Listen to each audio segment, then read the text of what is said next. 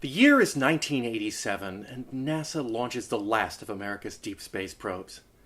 And with those words, the most depressing words in all of television, future, past, historical predictions, we start our look at Buck Rogers in the 25th century. Glenn Larson's somewhat cynical attempt to cash in on the Star Wars craze using a genuine American pop icon, Buck Rogers.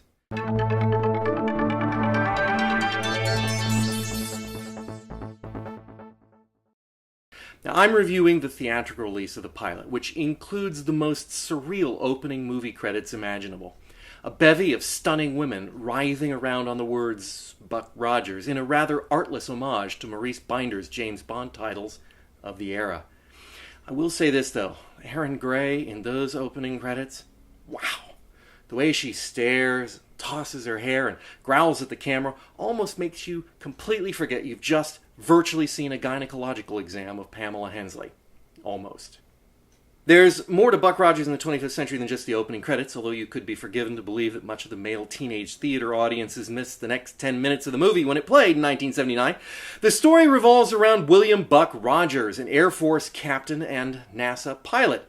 His spacecraft, Ranger 3, was lost, presumed destroyed in 1987, but in fact a freak accident froze Buck instantly, preserving him in cryogenic suspension until he is discovered adrift in space by the Draconians, a sinister and warlike race intent on conquering the Earth under the ruse of a trade delegation. The Draconians think Buck is an Earth spy. They bug his ship and release him, hoping to gain intelligence on Earth. Back on Earth, a devastated world still recovering from the destruction of the 20th century nuclear holocaust, they think Buck is a pirate spy hoping to sabotage the Draconian trade agreement. Hilarity ensues as Buck must navigate a world in which everyone thinks he's the enemy, and at the same time save what's left of his home planet from the Draconian invasion. There's a lot wrong with Buck Rogers in the 25th century, starting with the disco sequences and pretty much all the costuming, which so fixedly places it as a relic of the 1970s. But there's also a lot to like about the show. Gil Gerard is an amiable star, although he does look a bit like he should be sitting on a porch swilling a beer rather than piloting a deep space probe. But please don't get me started on his dancing. This is creepy. Buck Rogers bears some direct comparison with its other Glenn Larson contemporary space opera, Battlestar Galactica. Both are futuristic shows set in a post-human holocaust, but where Buck Rogers shines in comparison is that Buck Rogers is fun rather than solemn like Galactica. Buck himself has a sense of humor, and that's a relief from the bleakness of the other characters, but it is still an unfortunate plot device that his humor is designed to counterpoint the 20th century man from his humorless 25th century humans. The message seems to be 20th century humans are better. At the same time, they're the ones that blew up the planet, so maybe a sense of humor was overrated. Much was made at the time of the release that Wilma Deering wasn't just a standard damsel in distress, and was, in a nod to women's lib, a strong, capable leader. Perhaps to audiences at the time she was, but looking back on it now, she's the stereotypical professional woman that hides her femininity behind an unemotional facade. This is all the more galling because the rest of the film is demonstrating how Buck doesn't need to be a serious character to be an effective hero. It is Wilma who saves Buck at the very end, but really she's just a glorified getaway driver. Buck virtually single-handedly defeats the Draconian fleet, but he is no way to escape the destruction he's wrought. Wilma flies in at the end and picks him up. We've come a long way since then, and we still have a long way to go. Perhaps by the 25th century things will actually be different. We couldn't make a discussion of Buck Rogers complete without discussing Twiki, Buck's robotic sidekick, and Dr. Theopolis, a member of the Computer Council. It wouldn't be a complete discussion, so I've mentioned them. That's all you're getting. Finally, the version available on the first US DVD release is the theatrical release.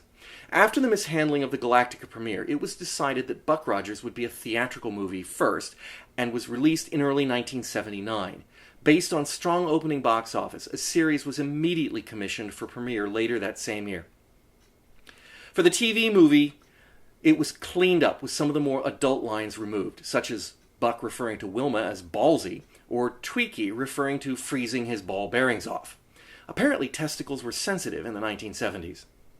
The TV version also used the series opening credits instead of the cavorting Dream Girls sequence mentioned earlier.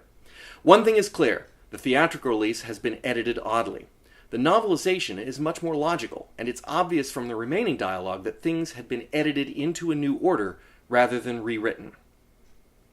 In the released version, Buck tells Wilma he's going to look around New Chicago, and even though he's technically under arrest, out of compassion, she allows him to go. Soon, for no apparent reason, he's miles away in the outer wastelands of Old Chicago with Tweaky and Dr. Theopolis. Wilma later rescues them, and upon their return, the Draconian's tracking device is found on Buck's ship. He's then convicted of espionage and sentenced to death. In the original script, Buck did just wander around New Chicago, and while he did, the tracking device was found. He was then convicted for this and sentenced to banishment to the wastelands, along with Tweaky and Theopolis for attempting to defend him. Wilma comes to his rescue with an offer to prove his innocence. In a completely missing subplot, it's revealed that the prosecuting computer and member of the Earth's Computer Council was actually a Draconian agent who not only set out to destroy Dr. Theopolis along with Buck, but had also sabotaged the Earth's defense fighters' flight computers, making them easy prey for the enemy.